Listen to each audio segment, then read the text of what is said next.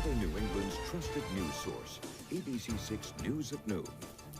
And a good afternoon to you. Thanks for joining us today. I'm Casey Cantz. Doreen is on assignment. Want to begin today with the weather, and the sunshine has returned as we take a live look outside on this lunch hour. Bill Guile in with us today for Chelsea.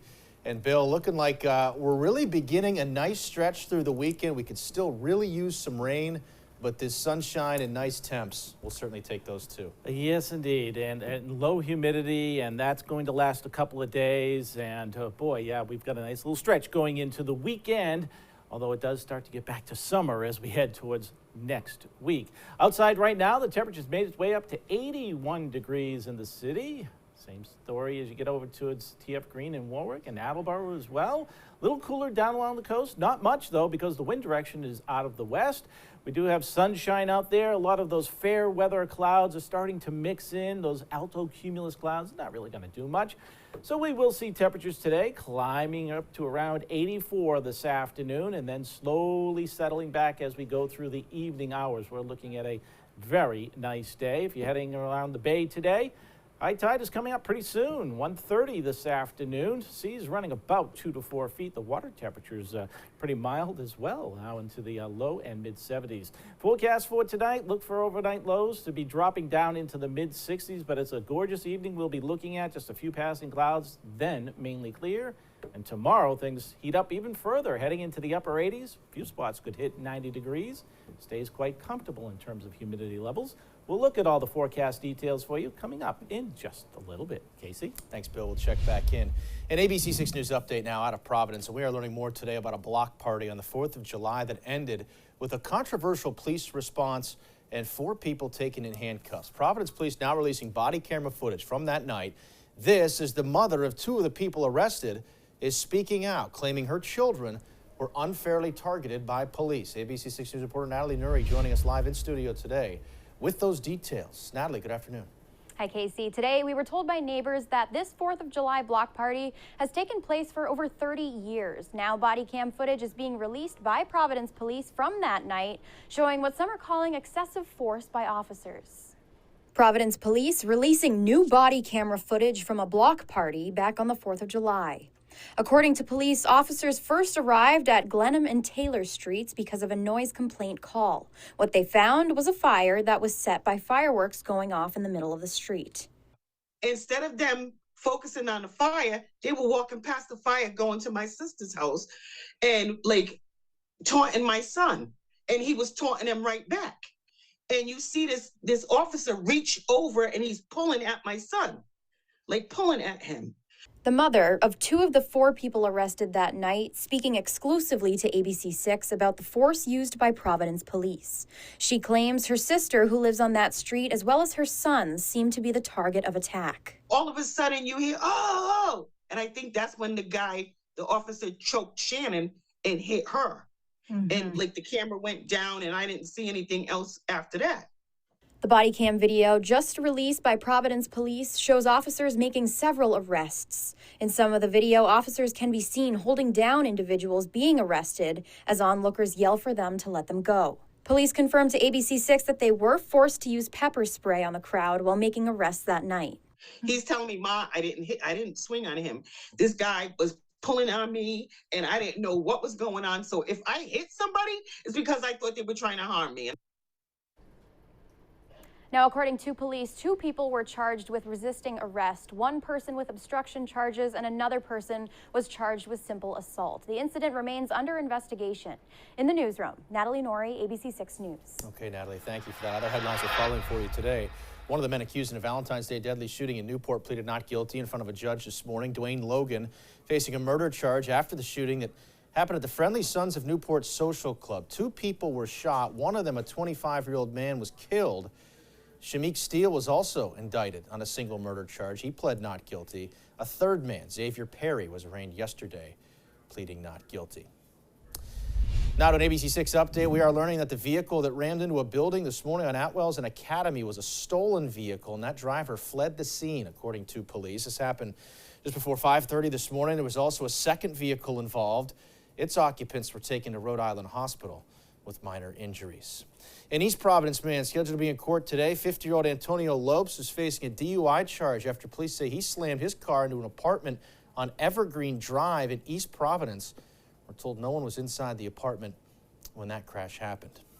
A Taunton man scheduled to be arraigned this afternoon following a fatal wrong-way crash that happened early Wednesday morning. According to police, 29-year-old Devin Arroyo veered into the northbound lane of 495 and hit another driver, a 72-year-old Westboro man, head-on just after midnight in Hopkinton. At that point, a tractor-trailer behind the victim's car couldn't stop in time and rear-ended the victim. That 72-year-old man was pronounced dead at the hospital. Police say Arroyo is charged with OUI and may face more charges following further investigation. Again, he is set to be arraigned today. A young child in the hospital with serious injuries after falling out of a window at a Dorchester apartment building. Police responding to American Legion Highway just after 3 o'clock yesterday for a 4-year-old that fell out of a 4th-floor window. That child was found with serious injuries laying on the ground, not moving. An investigation now underway to find out how this happened. No other information was made available. The New Shoreham Town Council passing a resolution last night to review the handling of liquor licenses in town. That resolution will analyze what other towns and cities do with their liquor licenses to see if that would be a good fit for them on the island. It also calls for the creation of a working group to find ways to improve the approval of liquor licenses on the island. And Ballards, which has been accused by the town council of negligence in relation to last week's violence at Reggae Fest, will appear for a show cause hearing Monday. It will try to persuade the town council to not revoke its liquor and entertainment licenses. Ballards was also accused by police of serving underage customers alcohol last month. Still to come on ABC6 News at noon, we continue our back-to-school coverage, part 2 of our 3-part sit-down with the superintendent of Woonsocket Schools, Dr. Patrick McGee, who talks to us about new safety measures put into place. Plus, new schools coming to North Providence. Voters there will get the chance to weigh in on that. And a fire at a once thriving resort in the Catskills that was said to have inspired one of the biggest movies from the 1980s. We'll tell you about it when we return after this.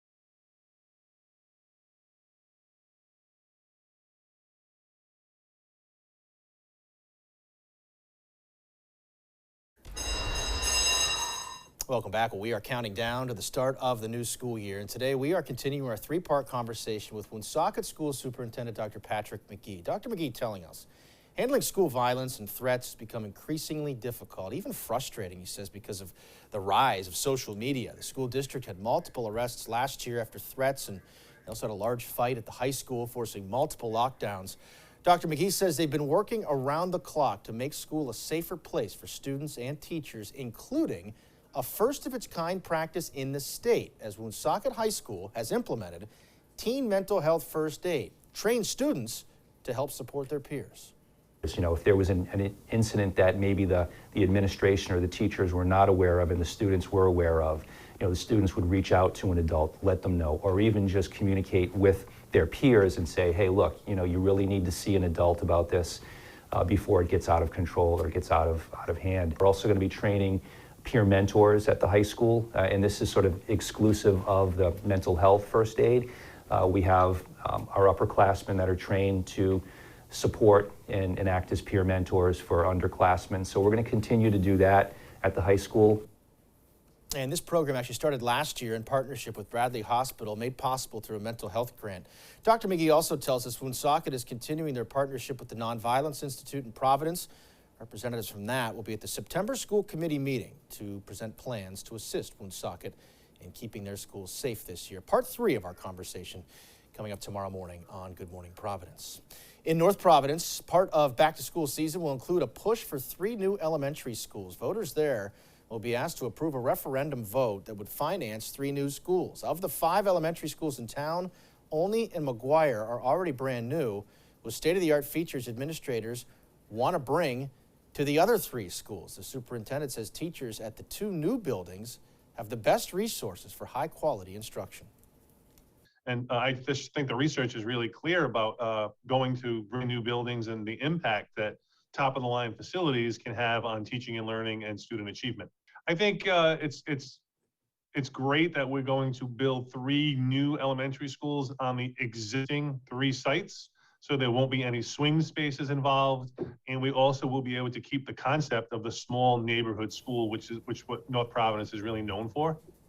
The superintendent also telling us the state would cover 80% of the project costs. Administrative offices would also be relocated to the high school. And as the first day of school nears, parents and teachers are grappling with how much more basic school supplies will cost. According to new data released by Clover, which tracks customer spending data, some of the most basic items have seen big price jumps. How about 3M Scotch tape, for example, surged 70% this year compared to last year. Sharpies and Elmer's glue, those are up nearly 55% and 30% respectively. Clover also says shoppers are paying 12% more for Bic pens. There is one outlier here, though. The price of crayons continues to drop year after year. Still to come today at noon, a sad sight today for fans of the 1987 classic Dirty Dancing. The inspiration for it is no more. We'll explain. Plus more fallout from the FBI raid of former President Trump's Mar-a-Lago residence. A hearing today on whether the sealed affidavit will be released. We'll have the latest on that situation just ahead.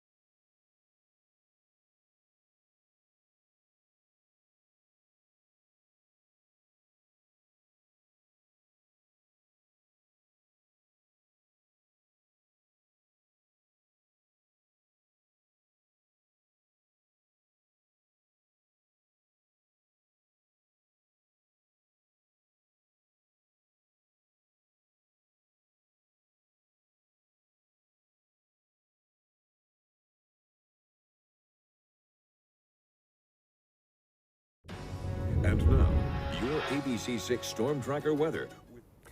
Good afternoon, everyone. This just in, the update from our drought situation here. And notice this, the entire state of Rhode Island now in a Category 4 status.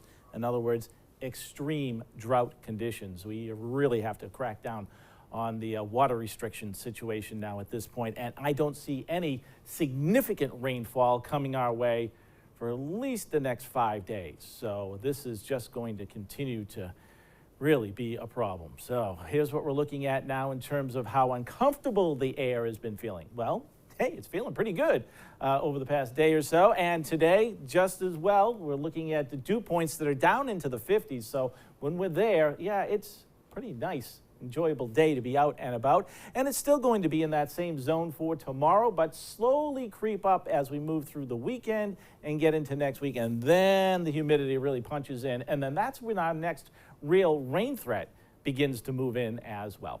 Outside right now, 81 degrees. The sun is shining. Some puffy fair weather clouds around. The dew point, 53 degrees. That's why it feels so comfortable when you're in the 50s. Things are feeling pretty good. The breeze has shifted a little more northwest, or just north of west, as you will. And it's picked up at about 14 miles per hour. That's helping to dry the atmosphere even more coming in from that wind direction. As we look around the region, most everybody's hovering pretty close to 80 degrees right now. Some upper 70s in a few spots, Plymouth to Falmouth. But out towards Hyannis, we're looking at 81 there. And as we look in the northeast, well, sharing similar temperatures all the way back through the Great Lakes region, all the way out to Wisconsin, Chicago, 80 degrees at the present time. And the air, in terms of how comfortable it is similar to what we have as well. The dew points out in here hovering in the 50s to near 60 degrees. The really muggy air is further to the south. So why is that? Well, high pressure is the reason for it. With it being anchored over the Great Lakes, the wind is circulating down out of the northwest. That's bringing in the drier air from Canada.